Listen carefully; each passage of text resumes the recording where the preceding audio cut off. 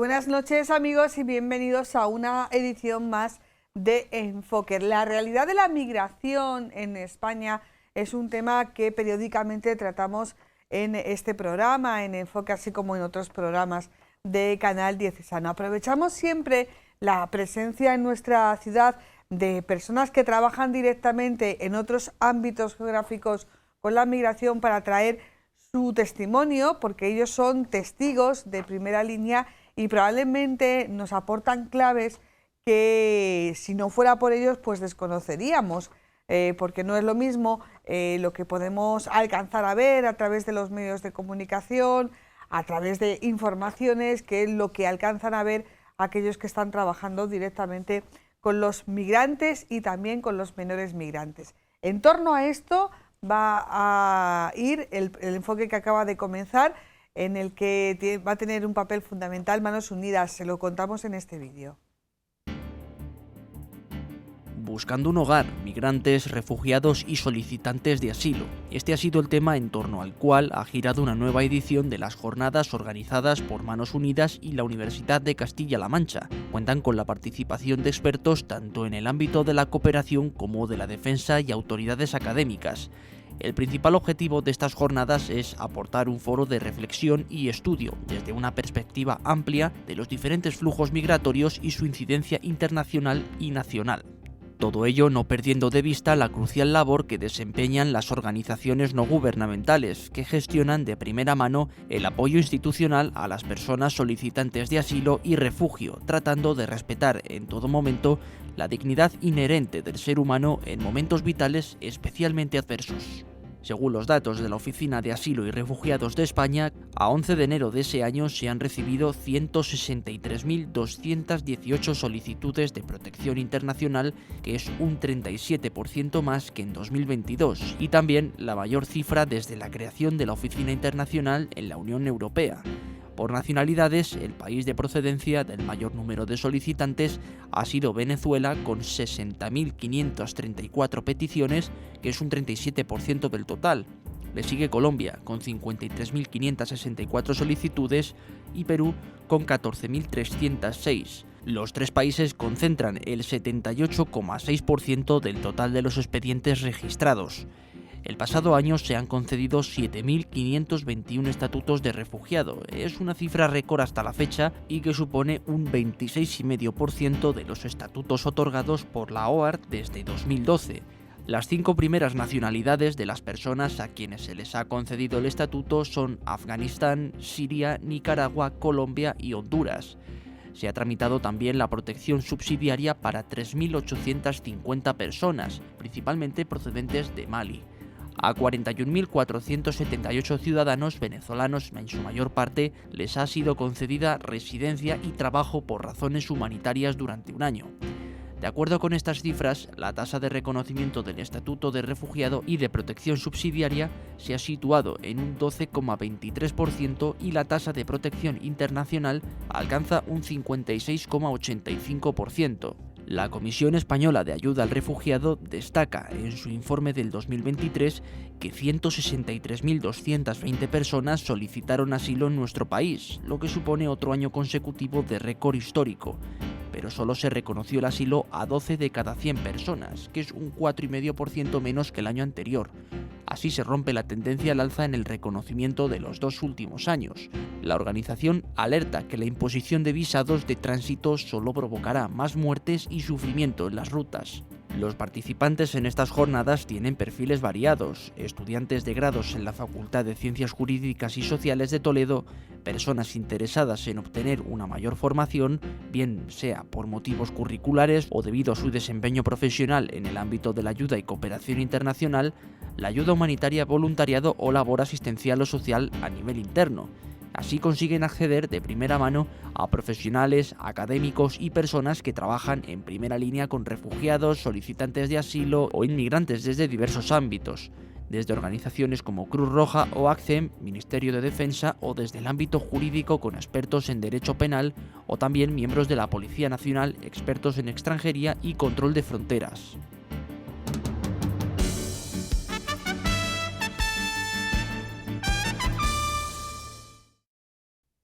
Bueno, pues después de ver este vídeo que nos ha puesto un poco sobre el contexto del programa de hoy, vamos a pasar a presentar a nuestros invitados, agradeciéndoles mucho que en su corto periodo de estancia en Toledo, bueno, pues tengan unos minutos para estar con nosotros. Nur Budí es representante de la Delegación Diocesana de Migraciones de Tánger. Nur, buenas noches. Buenas noches. Probablemente lo haya dicho mal, ¿no? No, está bien, está bien. Bueno, a saber, ¿no? Dirás sí, después sí, de toda la gente. Muchísimas gracias por estar aquí, por estar en Toledo y por haber tenido en esta apretadísima agenda un huevo para estar aquí en Canal Diocesano. Silvia Dalo es responsable de proyectos del Arzobispado de Tánger. Silvia, buenas noches. Muy buenas noches. Lo podemos decir, ítalo-argentina, con periplo en Roma, en Jerusalén y ahora 2 años en Tánger, ¿no? Sí, tengo esta suerte de vivir la vida del otro lado del Mediterráneo. Sí, sí, sí. Muy interesante seguro que tu aportación. Y el promotor de que tanto Nur como Silvia esté aquí es Antonio Juanes, presidente diocesano de Manos Unidas. Antonio, buenas noches. Hola, buenas noches. Bueno, promotor junto con la profesora María Martínez Carmena. Exacto, sí, María Martínez, a quien hemos visto en nuestro vídeo, que queríamos también que estuviera presente, pero por cuestiones de agenda no ha sido suficiente. Eso es la segunda edición de estas jornadas sobre migrantes, refugiados y solicitantes de asilo. Es el título que han tenido este año, pero que me parece muy interesante. Yo lo hablamos el año pasado por el marco en el que las planteáis. Las planteáis en un marco universitario, para alumnos universitarios, fundamentalmente alumnos de Derecho, de Relaciones Internacionales, y contáis con la colaboración, por ejemplo, de la Delegación de Defensa, de los profesores de la universidad, y este año con la presencia de estas 2 jóvenes que nos acompañan, que han venido desde Tánger. Claro, es que independientemente que el problema de la migración tiene múltiples enfoques, nunca mejor dicho, tocáis muchos de una tacada, ¿verdad, Antonio?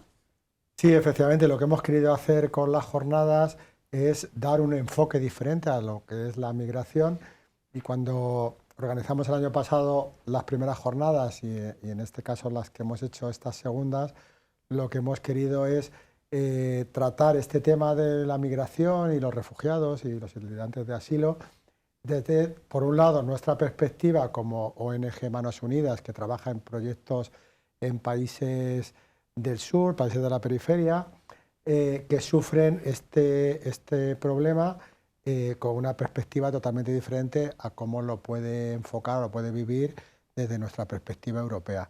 Entonces, muchos de los proyectos que hace Manos Unidas están, por un lado, buscando la posibilidad o dar la posibilidad a estas personas de que a lo mejor en su mundo, en su espacio, en su vida cotidiana puedan encontrar un futuro sin tener que recurrir a la migración muchas veces forzosa. Pero en el caso que esta migración se produzca, pues Manos Unidas está muy presente en determinadas realidades, como pueden ser campos de refugiados o personas, por ejemplo en Marruecos, ya nos contará Nur y Silvia, pues también la dificultad que tienen las mujeres subsaharianas que están solas, muchas veces ellas tienen ya niños pequeñitos, entonces también es una problemática muy específica, y Manos Unidas, en la medida de sus posibilidades, con tantas necesidades y tantos países y tantos problemas, pues intenta pues apoyar por medio de estos proyectos a muchas organizaciones, como la Delegación de Migraciones y otras tantas congregaciones y demás que están principalmente por África, pero también en Sudamérica hay un problema de migraciones y el problema de Oriente Medio, con las guerras Muy y los interesante refugiados. este enfoque porque nos ayuda a tener testigos, como yo decía, protagonistas de primera mano, que sois vosotras 2, que vais a ser la voz de todos aquellos a los que ayudáis, porque claro, todo lo que nos llega aquí nos llega ya con algún filtro, ¿no? Filtro de compañeros de los medios de comunicación que han pasado una semana allí, el filtro de los cooperantes, el filtro de los políticos, que también cuentan cómo es. Entonces, claro, vosotros lo vais a contar las cosas como son y como las vivís. Así que vamos a empezar por Nur. Trabajas en la Delegación Diocesana de Migraciones de Tánger, trabajas fundamentalmente con lo que nosotros llamamos niños de la calle, menores que viven en la calle. En la Delegación Diocesana de Migraciones soy psicóloga de formación, entonces ahí trabajo con migrantes, adultos principalmente, pero también puedo tener sí, niños. Y bueno, ahí lo que hago son las consultas individuales, psicológicas. También tengo distribuciones externas, que es aportar en las zonas periféricas donde viven los migrantes todo tipo de ayudas humanitarias, ayudas alimentarias, mantas, vestimenta, etcétera. Y bueno, también organizamos talleres y sensibilizaciones sobre temáticas de interés que les pueden ser beneficiosas, como por ejemplo derechos de migrantes en Marruecos, sobre temas de salud mental, de estrés postraumático, etcétera. Y se hacen a nivel externo y a nivel interno dentro de la sede de la DDM. Y luego dentro de la delegación, bueno, hay otros servicios. Está el servicio social, donde se hace escucha, la orientación administrativa, acompañamientos administrativos y legales. También se hace referenciamiento ya sea en hospitales o a nivel interno, si tiene que ir a algún otro servicio. Está el equipo médico, el servicio médico, que realmente es el servicio que al que más personas acuden. Y está el espacio de mujeres, que es un servicio que solo dedicamos para mujeres, en el que se hacen sensibilizaciones nuevamente con solo mujeres sobre temáticas que les puedan afectar, y se hacen talleres creativos donde aprenden manicura o pedicura, aprenden peluquería y se hace creación de objetos que pueden vender luego. Pues hacéis un montón de cosas y me imagino que con los recursos muy limitados. Silvia, y tú eres responsable de proyectos del Arzobispado de Tánger.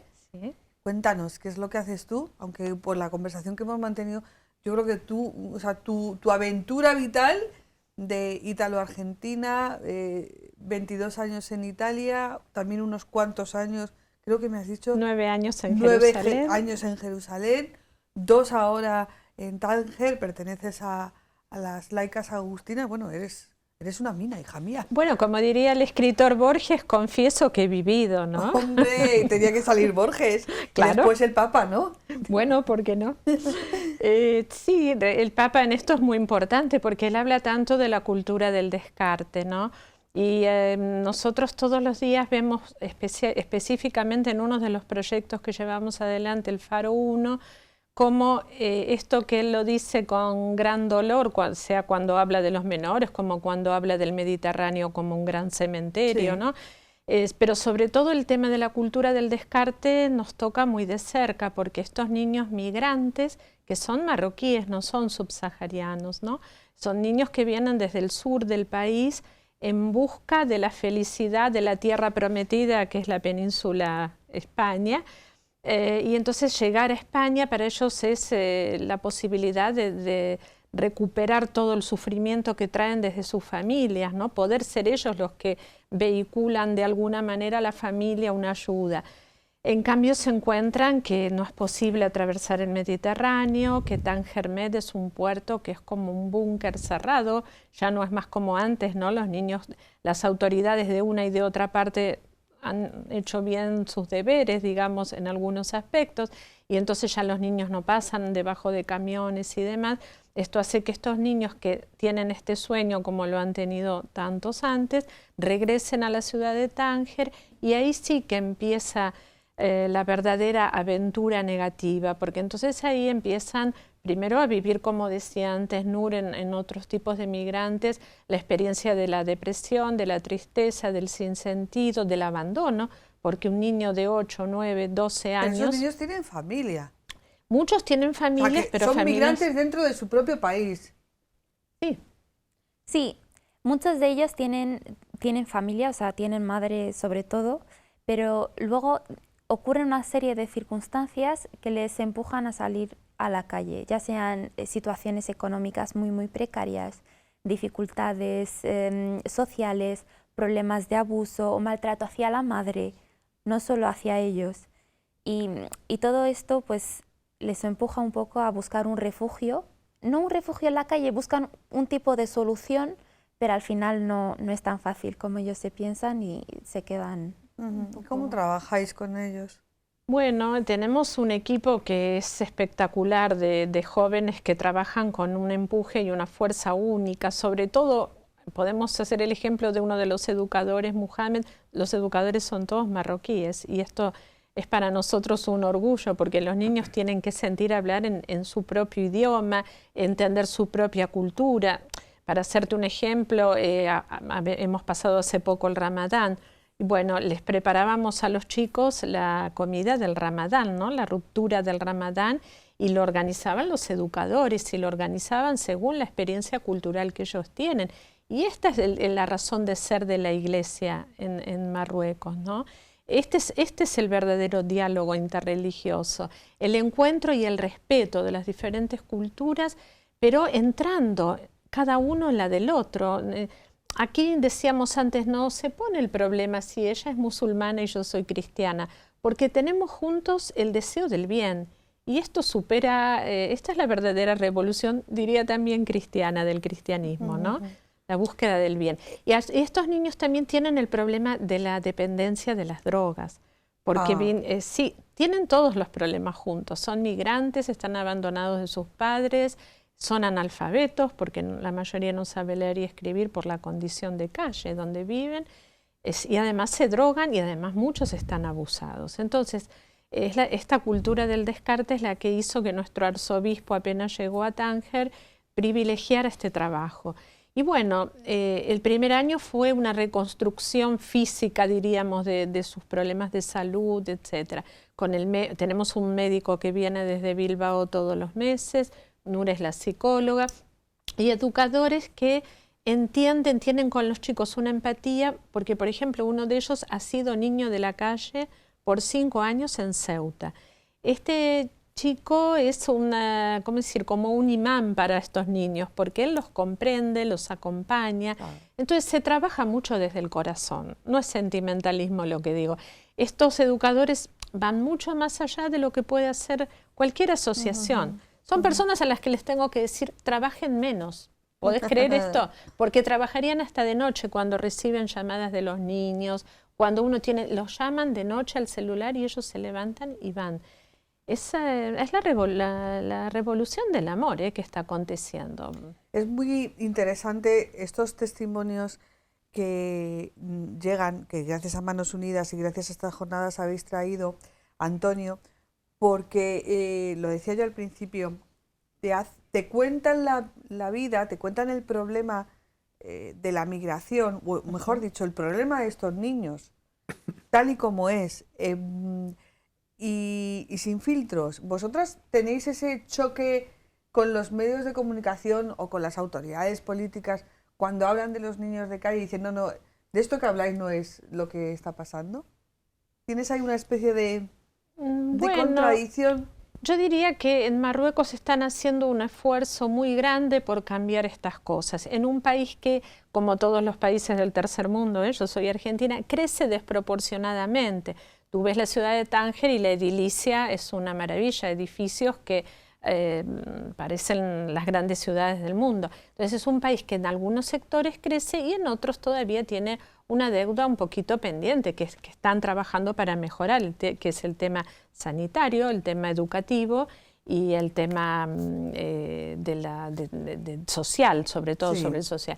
Entonces sí, las autoridades muchas veces lo viven como un dolor tener esta situación. Entonces por eso en realidad en Tánger la cosa buena es que estamos trabajando juntos. Ahora va a empezar una formación conjunta entre la policía y nosotros, los chicos que trabajan en el Faro. Entonces esto es hacer sinergia, es la única solución, ¿no? Nosotros encontramos mucha buena voluntad y mucha simpatía hacia la Iglesia, porque la Iglesia la Iglesia no debe ser una ONG, como dice el Papa Francisco, pero tiene que tener una actitud de servir ahí donde falta. El obispo dice siempre, ojalá ciertas obras sociales no las tuviéramos que hacer porque ya se arreglaron. Pero mientras las tenemos que hacer, las hacemos con el respeto de trabajar con marroquíes, para los marroquíes, desde una identidad que es la experiencia cristiana que hemos encontrado, pero en el respeto y en el diálogo recíproco. Un ejercicio importante Antonio, ¿verdad? Sí, la verdad es que para mí ha sido un descubrimiento haber vuelto a Marruecos, en este caso a la diócesis de Tánger, este verano pasado, porque había tenido otro tipo de experiencias en otras épocas y demás, pero no había conocido la Iglesia y la vitalidad de la Iglesia en un país como Marruecos, que cuando yo lo he contado por aquí dicen, pero bueno, si en Marruecos no hay cristianos, ¿no? Y es verdad que es una minoría, pero la presencia de la Iglesia se remonta a siglos atrás, luego encima la parte del norte de Marruecos, que era protectora de España, entonces realmente pues queda mucho y se ha hecho muchísimo por parte de la Iglesia para seguir presente en la vida cotidiana de la sociedad de Marruecos y de Tánger en concreto. Y entonces, por las cosas también de la providencia, resulta que en verano también me hicieron caer en la cuenta que el arzobispo de Tánger, que siempre es un franciscano, era Fray Emilio Rocha, que éramos amigos, habíamos perdido un poquito el contacto, pero estuvo aquí en Toledo muchos sí, años. Bueno, fue colaborador de Radio Santa María de Toledo. Y entonces, en cuanto volví a pensar, pero está ahí, y fue un visto y no visto que nos vimos aquí en Madrid y me invitó a ir a Tánger a conocer y verdaderamente me sorprendió la vitalidad que tiene la Iglesia, la cantidad de proyectos que tiene, la organización en concreto de Monseñor Emilio con todo el equipo de personas que tiene y verdaderamente es lo que Manos Unidas, es la forma de trabajar de Manos Unidas. O sea, somos una organización no gubernamental, somos parte de la Iglesia Católica, pero hacemos un trabajo con una organización, con un orden, con unos proyectos que verdaderamente se tiene que estudiar la viabilidad y se tiene que ver pues, que esos proyectos se van llevando a cabo, que no es una simple caridad de dar unas monedas, claro, y decir, bueno, pues que eso que sí, haga lo que quiera. Evaluar y la importancia de trabajar de tú a tú con el socio local, ¿no? Exactamente. Que eso lo valoráis mucho. Para nosotros el socio local... Eso es marca Manos Unidas. Sí, trabajar con el socio local es marca Manos Unidas. Es que es fundamental porque luego otros os han copiado, pero vosotros fuisteis los primeros. Claro, porque además, aparte de que las personas ya están viviendo allí, no necesita ir nadie allí a hacer un gasto y hacer ahí una inversión primera de conocer y tal, sino realmente son gente que está trabajando ya, que está trabajando bien y que lo único que necesita en determinados momentos es un apoyo económico o un asesoramiento y poder seguir trabajando. Entonces, yo allí descubrí algunos proyectos que la diócesis ya había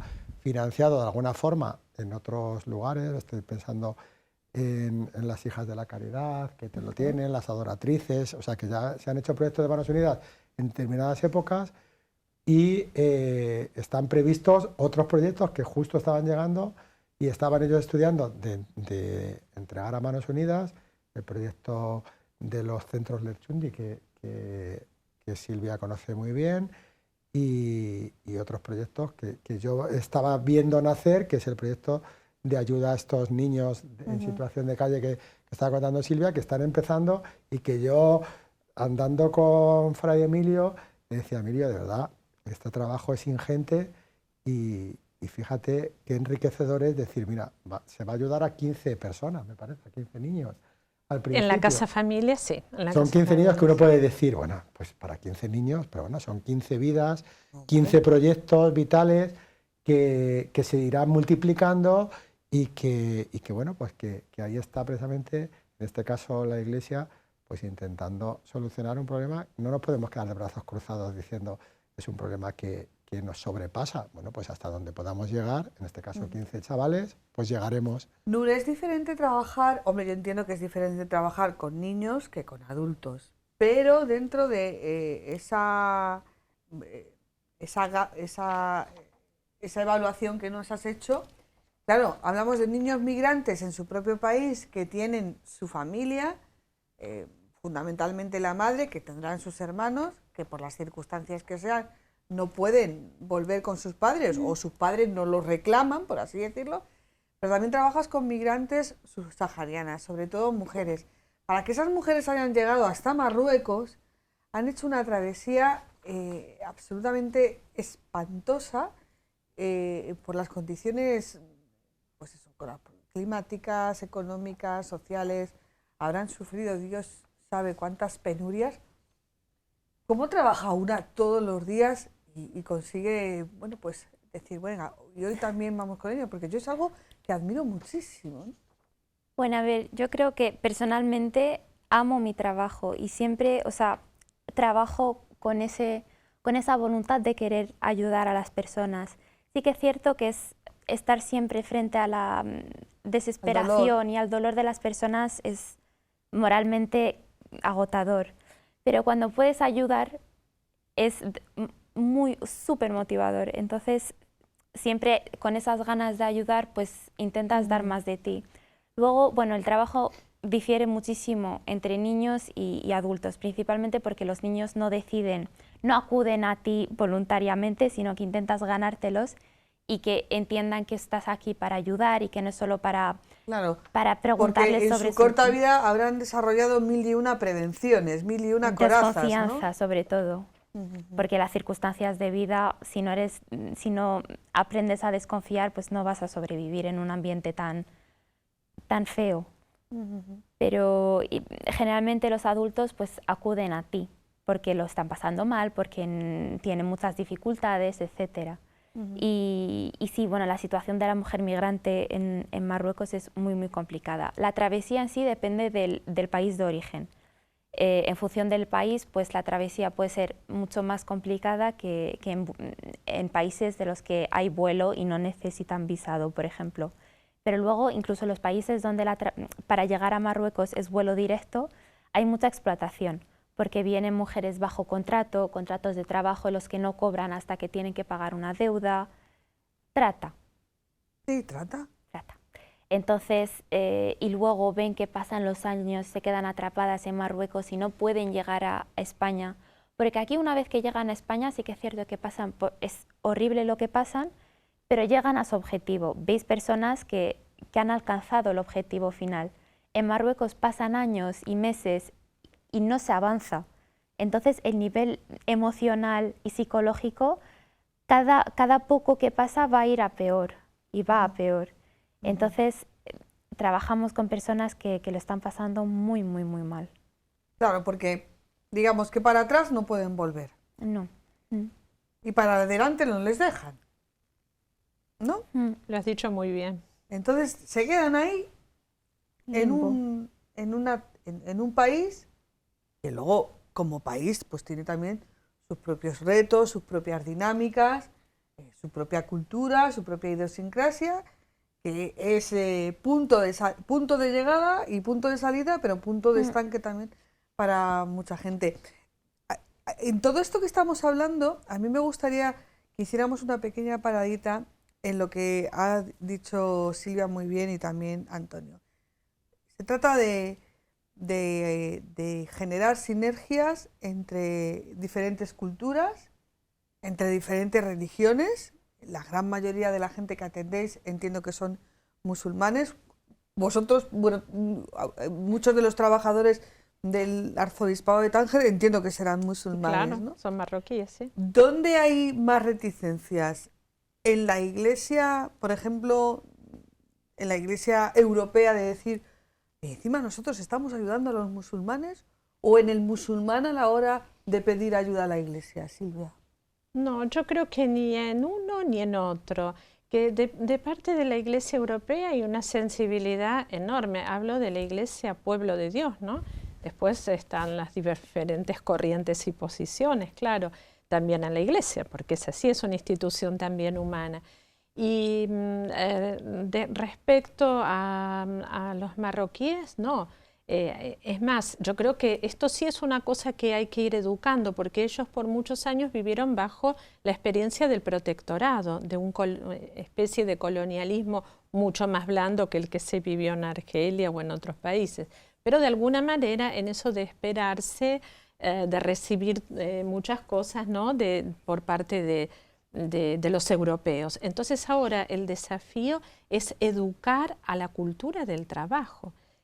Que lo vamos a hacer juntos, ¿no? Nosotros como iglesia tenemos la posibilidad a través de Manos Unidas y de otros entes de obtener fondos, y muy bien, eso está.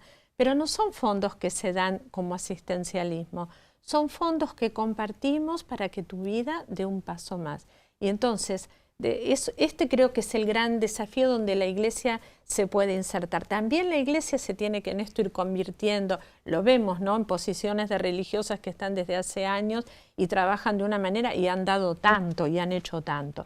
Pero ahora lo que nos piden las organizaciones y lo que nosotros vemos como aporte cultural, educativo, diría hasta evangélico, ¿no?, es enseñar a pescar, ¿no?, dar la caña y enseñar a pescar, no solo dar el pescado, que es una frase muy común que se ha repetido siempre, pero sigue teniendo valor, ¿no? Entonces, los proyectos, yo creo que la Iglesia de Tánger es profundamente social, lo que no quiere decir que es una ONG, ¿no? Es profundamente social, desde un carisma, desde una visión sobre todo de la persona, trabaja para que podamos crear fuentes de trabajo. Mira, estamos soñando, por ejemplo, un proyecto para ayudar a jóvenes subsaharianos que que estudian en Marruecos, pero no tienen las posibilidades de los estudiantes marroquíes que tienen su familia ahí. Bueno, hemos visto que faltan guías turísticas en Marruecos. Entonces estamos preparando un local que tiene el arzobispado en el corazón de la Medina para poder tener guías turísticas, venta de churros, venta de pizza, 3 o 4 cosas que hacen a la gastronomía de nuestros países mediterráneos, que en esto son fuertes, y la parte cultural, que los jóvenes puedan trabajar esas pocas horas que una guía turística puede hacer, ganar bien y al mismo tiempo estudiar. Todo esto son desafíos enormes que, como repito, las organizaciones nos ayudan tanto. A veces lo que nos faltan son personas formadas, no solo congregaciones religiosas, sino profesionales formados con ganas de entrar en esta mentalidad, ¿no? Para que esto que tú dices, este diálogo, este encuentro entre dos libertades de la Iglesia Europea, que tiene posibilidades y no tampoco tiene ya muchos cristianos, o vive una crisis real, sí, se encuentre con todos estos jóvenes marroquíes, esta gente que tiene ganas de hacer cosas, pero que no sabe cómo. Todo el tema de mejorar la cuestión de los servicios en Marruecos es muy importante, porque hay muchísimos jóvenes, pero entonces estamos haciendo cursos de computación, la Iglesia está haciendo un trabajo bellísimo, pero que no es asistencialismo, quiere que sea de promoción de vida, pero para esto necesitamos también y sobre todo formadores, personas, un poco los santos de un tiempo, ¿no?, que tenían esta vocación. A lo mejor no somos muy santos, pero con profesionalidades válidas. Por ejemplo, el padre José María Lerchundi era un pionero en esto, fue un franciscano, sí, que lo has escuchado nombrar, ¿no? Es de Ori originario, y él hizo las traducciones del vocabulario árabe, del diccionario árabe marroquí, el árabe, el darisha, la lengua marroquí. Después hizo el Hospital Español, las casas baratas en Tánger, que es un barrio donde vivían gente pobre. Todos los trabajos que hizo ese hombre sí que anticipó, y el Concilio Vaticano II, y el diálogo interreligioso, y todo lo que te imaginas. Y ahora el obispo está por abrir la causa de beatificación de este padre como figura emblemática que ya entonces hacía lo que nosotros ahora queremos hacer de nuevo desde las exigencias de la modernidad. Antonio, no hay miedo, por tanto, a perder la identidad católica, la identidad de la Iglesia, la identidad de Manos Unidas, ¿no? No, por supuesto. O sea, yo creo que la Iglesia, nosotros como Manos Unidas, parte de la Iglesia, pero la Iglesia tiene una misión, ¿no?, que es extender el reino de Dios en todos los sitios, y yo creo que da igual en qué país sea y donde hay presencia de la Iglesia, y en Marruecos pues se permite esta presencia y hay una tolerancia muy delicada y verdaderamente que se puede convivir, y que la gente a nivel institucional y a nivel de calle, la gente sabe convivir con estas realidades. Cada uno tenemos nuestras creencias y bueno, pues la Iglesia se adapta a esta circunstancia, es totalmente diferente a la Iglesia que puede haber en otras circunstancias. No pierde su identidad y evangeliza de otra forma. Su evangelio es un evangelio, como dice Silvia, pues vivido en este apoyo a la sociedad marroquí, a los inmigrantes, que también pues imparte los sacramentos también, porque también hay muchos subsaharianos y subsaharianas que viven allí, que son de otros países, y ellos son cristianos, son católicos, que a mí me llamaba la atención estar en la misa de la catedral, ¿verdad?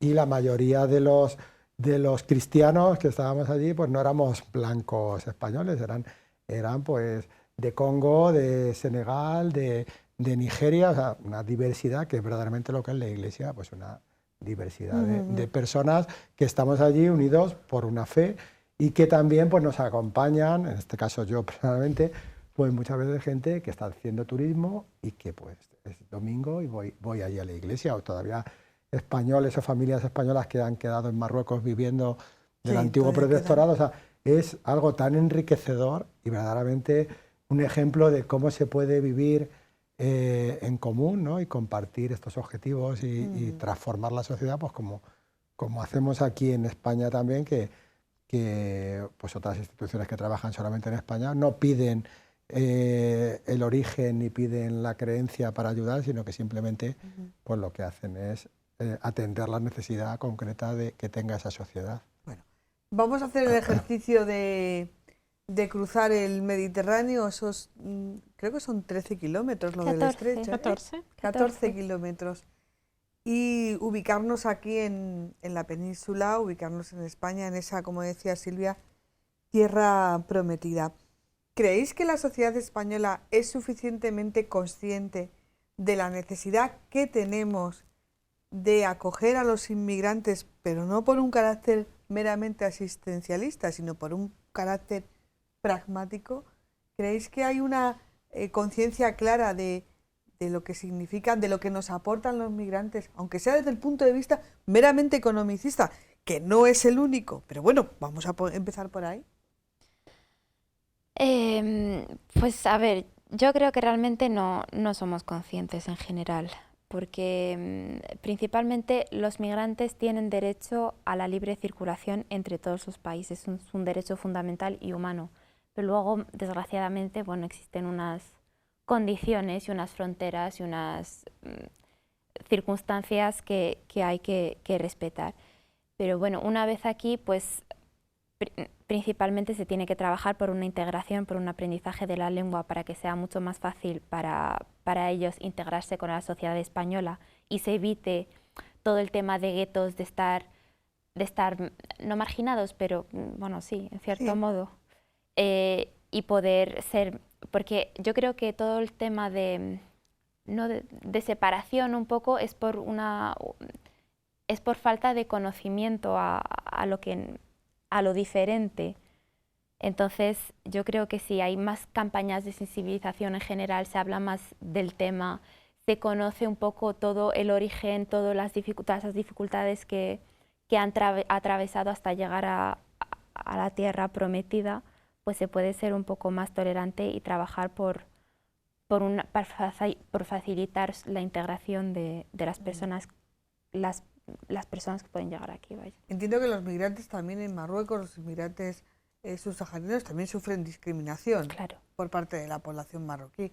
O sea que esto no es una cuestión ni de raza, ni de identidad, ni de religión, es una cuestión de miedo, de temor a lo desconocido. Sí. O sea, es aquella famosa palabra aporofobia, ¿no? de miedo, rechazo a los pobres, ¿no? Independientemente de cuál sea tu origen, tu credo o tu situación. Silvia, ¿tú cómo lo ves? ¿Cómo ves tú que has estado en tantos lugares del mundo, ¿tú cómo ves a la sociedad, vamos a centrarlo en la sociedad española o la sociedad europea? ¿Por qué tiene ese rechazo? ¿Creéis que no tiene una conciencia clara de lo que nos aportan los migrantes? Coincido con lo que dice Nur, es el desconocimiento. Te debo decir que la influencia a veces de los medios de comunicación en esto no todos son como la emisora de ustedes, ¿no? Que tiene esta visión de la persona más amplia. Yo misma muchas veces en Roma decía, pero ¿qué va a pasar? No negativamente, pero ¿qué va a pasar si sigue viniendo tanta gente? Es una pregunta inevitable, ¿no? Pero también decís, pero tienen derecho. Yo cuando pienso que mis abuelos en el 1907 se fueron a la Argentina y nadie les dijo que no podían y construyeron la Argentina, ¿no? Porque no había ese miedo o esa desconfianza que tenemos ahora. Pero por otro lado me doy cuenta también que cuando nos atrevemos a vivir experiencias de acogida positivas, como por ejemplo, hago un ejemplo muy banal, los voluntarios que vienen a nuestra arquidiócesis. Son jóvenes en general y vienen así como sin saber qué pasa. Y se van llorando y se van conectados con nosotros para seguir ayudando y te dicen, te mando un saco de dormir para el niño que duerme en el campo tal, el día tal, porque estableció una relación con ese chico, ¿no? Entonces, yo creo que la riqueza, lo más grande que yo recibo es poder vivir de esa otra parte del Mediterráneo, en África, en donde ves la cosa diferente. Cuando estás en Europa, son casi enemigos que te vienen a invadir. Cuando estás en su tierra, son seres humanos que tienen los mismos derechos que tienes tú y tengo yo. Entonces, pero para eso hay que migrar. Nosotros también, los que tenemos facilidad de un pasaporte que pasamos rápido por una maquinita y nadie nos tiene una hora en el control, esa gente tenemos que hacer cada uno lo que puede, ¿no? Por ejemplo, uno que es periodista, venir a hacer un reportaje y conocer a esta gente, y ahí te lanzo una flecha, ¿eh? O por ejemplo, los que son médicos, que pueden dedicar 15 días a estar con nosotros. Todo esto es de una riqueza enorme, porque después son agentes multiplicadores que pueden también venir a programas y contarlo desde otra realidad que no es la meramente política. Y que no es una realidad eternamente buenista, Antonio. Claro. Hay historias que terminan bien y hay historias que terminan mal, y también hay que contarlas, ¿no? Sí, efectivamente, yo recalco eso, efectivamente, que es un poco cambiar el chip y pensar en personas, no pensar en nacionalidades, en todos los de tal país vienen aquí a hacer el mal, o todos los de tal religión o de tal cultura son gente que hay que ser precavidos, que eso lo hemos vivido siempre, sino entender que esos grupos están formados por personas, y personas buenas, regulares y malas las hay en todos los sitios, con lo cual, pues, qué enriquecedor es ver a la gente como una persona que está buscando pues su futuro, salir adelante y poder convivir y poder compartir, sea en Marruecos, o sea en cualquier país, o sea en España, y qué interesante tener esa mentalidad, ¿no? Que al final pues es lo que yo creo que en el día a día vivimos y compartimos, y cada vez más. Yo que soy profesor, pues hay alumnos que son de diferentes nacionalidades, y al final, si no hay mucho prejuicio entre los chicos, sobre todo los niños pequeños lo hacen muchísimo mejor, pero si no se dejan caer en ese prejuicio fácil, se convive perfectamente, y poco a poco pues estamos construyendo una sociedad multicultural. Te guste o no te guste, va a ser así y tendemos a ello, y yo creo que si eso nos puede ayudar, y podemos cambiar esa mentalidad, podemos ayudar nosotros desde nuestros trabajos, desde nuestro punto de vista, pues a cambiar esta mentalidad del prejuicio por la mentalidad de la acogida, pues fenomenal. Precisamente este verano van a ir un grupito de voluntarios de Toledo, van a ir a la diócesis de Tánger a colaborar. Sí, ¿Hay plaza? ¿Hay plaza todavía? Pues puede sí, que para haya, ti hay. puede que haya, sí. Sí, pero yo no soy joven, ¿eh? Bueno, no importa, importa las ganas que tengas, sí, ¿no? Sí. Decías lo de los niños. Hombre, yo creo que los niños, precisamente por eso esa condición de niños, los prejuicios se los inoculan los adultos, los medios de comunicación, las personas que les rodean. Yo siempre he dicho que si dejáramos a los niños conocerse entre ellos sin más, probablemente pues las relaciones serían muchísimo más normales. Otra cosa es cuando vamos creciendo, que vamos aprendiendo lo bueno y desgraciadamente también aprendiendo lo malo. Una última ronda, y porque vamos ya un poquito apretados de tiempo. Sabéis que se ha aprobado en España recientemente la tramitación de una proposición no de ley para una regularización de migrantes, una regularización extraordinaria, que ha sido apoyada por 700.000 personas, y que ha sido uno de los pilares fundamentales, ha sido la Iglesia y entidades vinculadas a la Iglesia. Habrá que hacer un ejercicio de educación a la sociedad española para evitar mensajes como esto es una invasión, esto es un coladero, Nur. Pues sí, Si se puede hacer, pues yo creo que sería bastante útil, porque al final si es un proceso de regularización extraordinario es que esas personas ya viven aquí. Exacto, ya viven y viven aquí. en circunstancias, si no estás regularizado eres mucho más vulnerable a situaciones de explotación y entonces es sencillamente mejorar sus condiciones de vida a través de esa regularización. Y bueno, o sea, Es el primer paso, ¿no? Sí, es un paso el más importante, diría yo. Silvia. Sí, es una regularización que deseamos también que exista en Marruecos para los subsaharianos, porque es un problema con el que todos los días nos chocamos. Pero sí, hablando de España, es para felicitar al pueblo español a esta porción que ha dicho que sí, y sugerirle a los que están en duda o un poco enojados que hagan la experiencia, si no pueden venir a Marruecos o a otros países, de conocer a uno, el uno por uno. Porque mientras decimos, como decía Antonio, los migrantes es una cosa, pero cuando tú empiezas a relacionarte con uno y le conoces la historia y le ves los cortes, los golpes, la piel arruinada del sol por el camino que ha hecho, y te das cuenta que tú podrías haber sido esa persona si hubieras nacido ahí. Entonces, empezar la relación uno por uno, el conocimiento, ¿no? El mirarlo a los ojos y empezar el coraje de las relaciones, ¿no? Que es lo más importante. Has utilizado una palabra, no sé si en italiano argentino que hablas tiene el mismo significado que aquí, pero el coraje es que muchas veces hay que ser valiente, ¿no? Para enfrentarte a algo que de primeras rechazas. Tienes un poco, como decía el Evangelio, tienes que quizás negarte un poquito a ti mismo, ¿no? Para afrontarlo. Antonio, Manos Unidas también ha estado en ese proceso y Manos Unidas hace mucho trabajo fuera de nuestras fronteras con los socios locales, pero dentro, y es muy importante en lo que es la visibilización y concienciación. Por ejemplo, estas jornadas en un ámbito universitario académico donde se están formando los futuros abogados, políticos, expertos en relaciones internacionales. Hay que trabajar, pero es necesario, ¿no?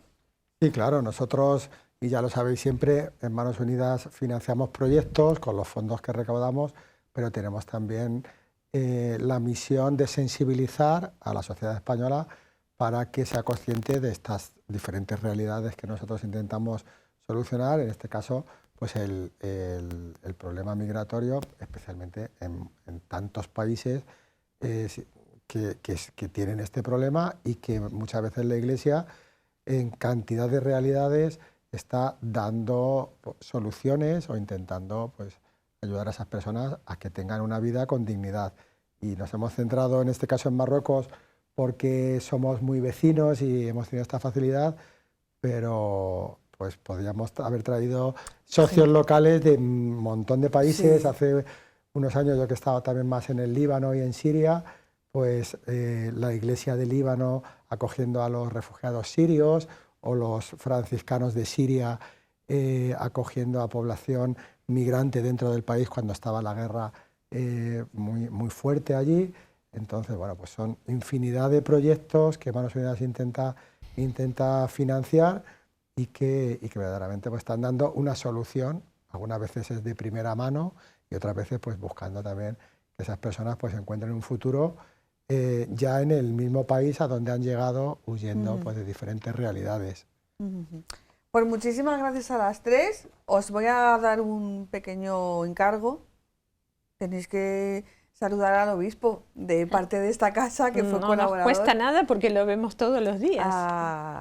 A Fray Emilio Rocha, bueno, habrá que llamarle Monseñor, ¿no? Porque si es obispo. Bueno, a él le gusta que le digan Fray Emilio, ¿eh? Sí, los que le conocemos, ¿verdad? Probablemente ya lo sabíamos. Pues muchísimas gracias, porque yo creo que vuestro testimonio, como siempre decimos, es un testimonio de primera mano, sin filtros, y que hayáis venido aquí a contarlo, yo creo que es de agradecer para nosotros como medio de comunicación, pero sobre todo también para todos nuestros telespectadores, ¿no? Que bueno, pues consiguen atisbar un poco de lo mucho que hacéis. Y a ti, Antonio, como siempre, muchísimas gracias porque nos facilitas muchísimo el trabajo, estos testimonios, y muchísimas gracias por seguir ahí al frente de Manos Unidas, gente a la que queremos muchísimo.